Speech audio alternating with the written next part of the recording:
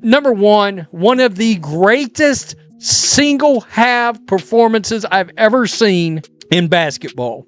I've fully watched all of Magic, all of Bird, all of Chuck, all of Jordan, Ewing, Olajuwon, all of them. It was one of the best halves. It was in the top 5 best offensive halves of basketball I've ever seen. What Caitlin Clark just pulled off in her first game back from injury was more than just a comeback hit, was a full-on statement. After missing 5 games and watching the Fever fall apart without her, she returned with a performance that silenced critics and lit up the league. The stakes were sky high, but Caitlin didn't just rise to the occasion, she took over. Fans, players, even her opponents were left in awe. There's no question now.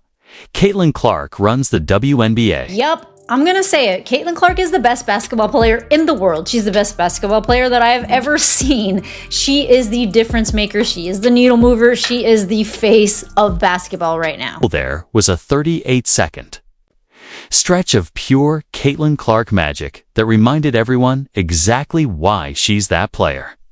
It had everything: deep range, swagger, and total control of the moment. With the spotlight blazing and the league desperate for a spark, she delivered. Even Liberty players and their coach were visibly stunned. In a league built on snapshots, this might have been the most iconic 38 seconds in WNBA history. And the haters? Scrambling for excuses more than ever. Now, let's break it down. Caitlin had just returned from a 5-game injury absence, during which the Fever went 2-3 and looked completely lost, especially in a rough loss to the Connecticut Sun. And it wasn't just the losses. It was how bad they looked without her. This wasn't just a game, it was a wake-up call for the whole league. Wow, the Indiana Fever are just not fun to watch without Caitlin Clark. The Renangun team fans fell in love with the one built around Caitlin's fast, electric style suddenly looked like they were moving in slow motion. Think DM Viano Tuesday levels of slow. And here's the truth.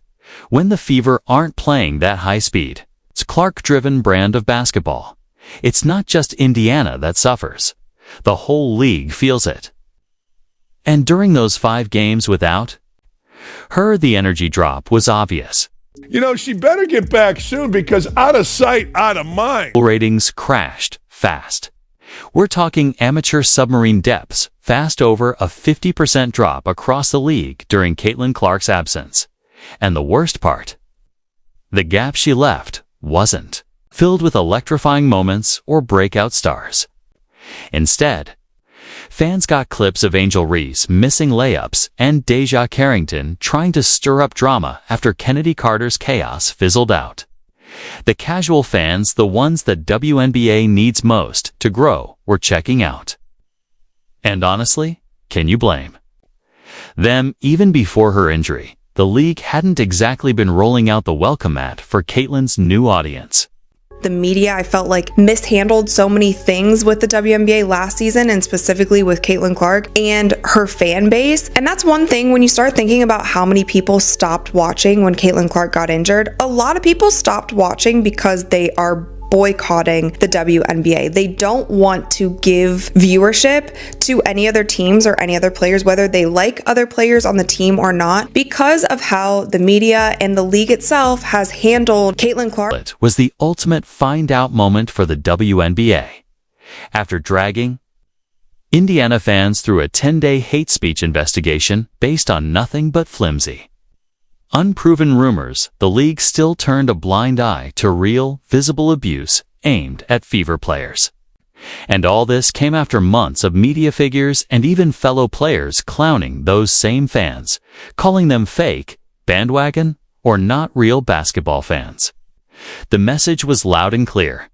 The league misread the room and Caitlin's absence, exposed just how costly that mistake really was. The new fans are sucking the f***ing life out of the WNBA right now. So, when news broke that Caitlin Clark was finally cleared to play, it felt like the entire league exhaled at once. The Fever needed her. The WNBA needed her. And honestly, fans were desperate to see something worth watching again. The timing couldn't have been more cinematic. Her last game ended with a controversial no call on a game-tying shot handing. The Liberty a narrow 92-88 win and pulling in a record 3.3 million viewers. After that, viewership fell off a cliff the moment Caitlin was sidelined. But now, she was back. Against the same undefeated Liberty team, with Indiana reeling. Everyone had the same questions. Would she still have that spark? And more importantly, could. She'll carry this team back from the edge the second her sneakers hit the court. What came next was a masterclass. Get open. 1 second left. Clark doesn't get the shot off. Cloud locks her up. School despite Caitlin racking up some early points and dishing out slick assists. The Fever found themselves in a deep hole fast. Looked like just another rough night till everything changed. What happened next wasn't just a momentum shift, it was a statement. In a 38-second burst of pure basketball brilliance, Caitlin Clark flipped the entire game on its head. We're talking deep threes, precision passing, elite court. Vision the kind of sequence that reminds you exactly why she's the face of the league. It wasn't just about the points. It was about control, energy, and command. Ow.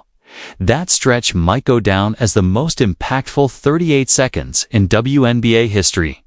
It lit a fire under the Fever that never went out. This was an unbelievable ass-kicking by Caitlin Clark. Stepped up and casually knocked down 3 deep threes, back-to-back, 2 back, 2 back, 2 back, then the last. The crowd erupted. The energy shifted. And, suddenly, the game wasn't just about catching up, was about taking over. That stretch didn't just put points on the board. It flipped the entire vibe of the arena and sent shockwaves through the basketball world. 'Twas more than a scoring run, it was Caitlin Clark putting the league on notice, and the internet. It went crazy. And Cunningham is down behind the play, but they've got Caitlin Clark. 2 players with incredible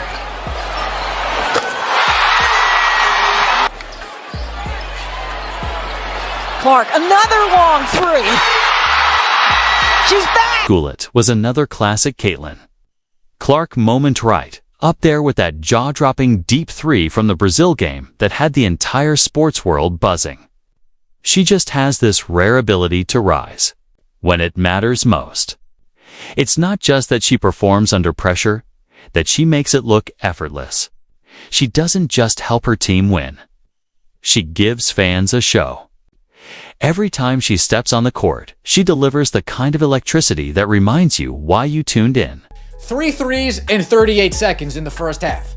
Caitlin Clark hit 3 logo bombs, by the way. 3 logo bombs in 38 seconds. This was the Caitlin Clark we all said, oh, she's different. She's sent from outer space. The Caitlin Clark that we saw today was the Caitlin Clark that we were accustomed to seeing. Oh, it feels good, folks. And that was just the start. The crowd was already buzzing.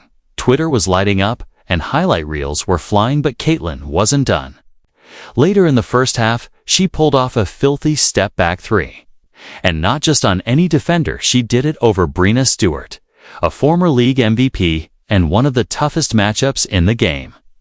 The shot was pure, but it was Stewie's reaction. That sealed the momentan expression that said, okay, she's really like that. When you've got legends looking stunned, you know you're witnessing something special. The Caitlin Clark show is very real, and Caitlin Clark's ability to rise to the moment and put on a show is remarkable. There's just like a certain star quality and like star power there, but it takes you being confident enough, willing enough to be like, oh, no. I know what you want. Come here. I'm going to give it to you. I loved it so much. The second-year players clearing out that side of the floor, shooting on Stewie, and then watch the reaction with one another. Stewie's laughing. Caitlin knows it's ridiculous. Just out there having a good time. Right in Stewie's face, and Stewie couldn't help but laugh. Couldn't help but laugh. Caitlin Clark letting her have it. And folks, look at Sandy Brondello. Sandy Brondello can't even hate. Sandy, you can hate.